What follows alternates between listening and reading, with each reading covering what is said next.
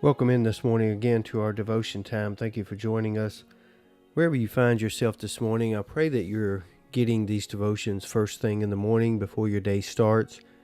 I envision you getting up, maybe if you drink coffee, getting that cup of coffee and easing into that favorite spot that you have and just taking a real deep breath. And as you exhale, you just say, I'm ready to spend time with the Lord in His presence to see what He has for me before I start this day, what He sets out for it to do. Yesterday, we talked about our self-worth and how that self-worth has to come from the inside out.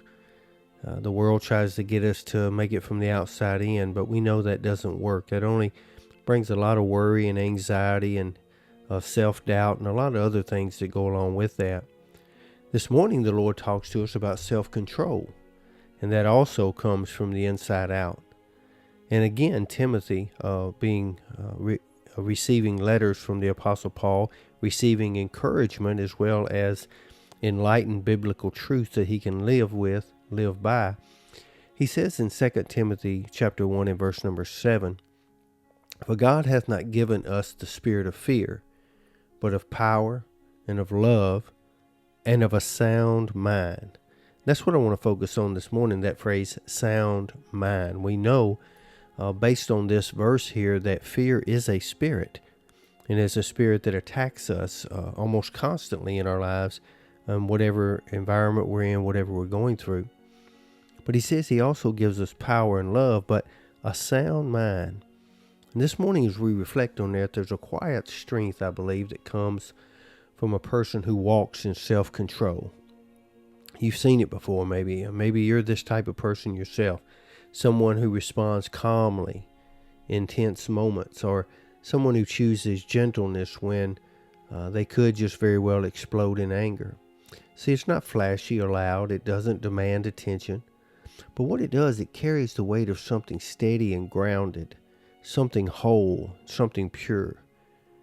That kind of self-control, the kind that holds its peace in the midst of a storm, doesn't come from sheer willpower or just because you're born that way.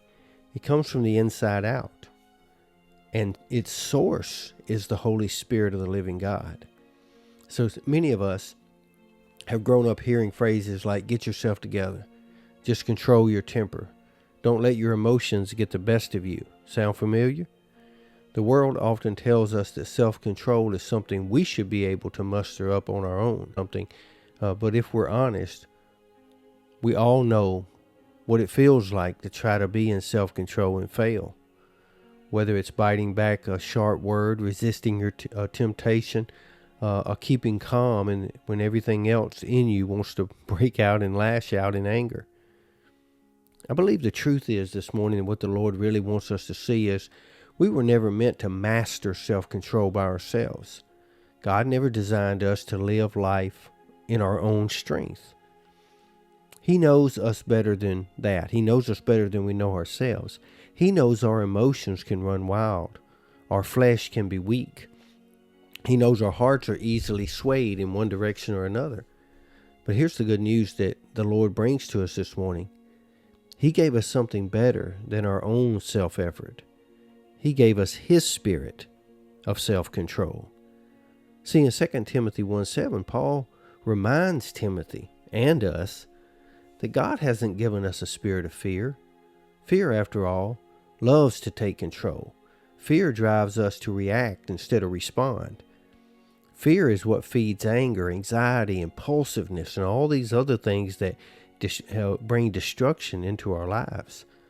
But God didn't put fear in us. Instead, He gave us His Spirit, and that is marked by His power, His love, and sound mind. Now, this phrase sound mind here is also translated as self-discipline and self-control. See, it's not something we produce. It's something we receive. Let's take that and digest that this morning. Self-discipline and self-control is not something that we produce on our own. It's something we receive from the Lord. When we are walking with the Holy Spirit, when we allow Him to take root in our hearts and guide our thoughts and guide our actions, and I remind everyone that listens to this devotion, I have to remind myself every day before I even get up out of bed that I need to surrender my thoughts to the Lord's thoughts, my ways to his ways, my actions to his actions, my plans to his plans. Because if I don't, I walk in my own self-control, and that can be very dangerous. So when we allow all of that to take place, then self-control becomes the fruit of his presence in us. So this morning, what I really want you to grasp is the fact that self-control is not something you can produce on your own. It has to be something that the Lord produces in you. So the next time you feel your emotions rise and you're tempted to react in the moment, I want you to take a breath, pause for just a moment, and invite the Holy Spirit to be your source of your response. Let the Holy Spirit be the source of your response. Ask him for wisdom, strength, and peace, and trust that he is growing something beautiful in you. Say, Lord, I don't want to speak anything you don't want me to speak. I don't want to hear anything you don't want me to hear. Because real self-control doesn't come from just doing what you feel like needs to be done at the moment. It comes from grace. It comes from his Spirit that grows from the inside out. So today you be safe, you be strong, and you be blessed. And you be that person today that walks in self-control that is birthed from the inside out through the power of the Holy Spirit. Lord's will, we'll see you back here again tomorrow. Until then, as always, I sure hope you have a great and wonderful day.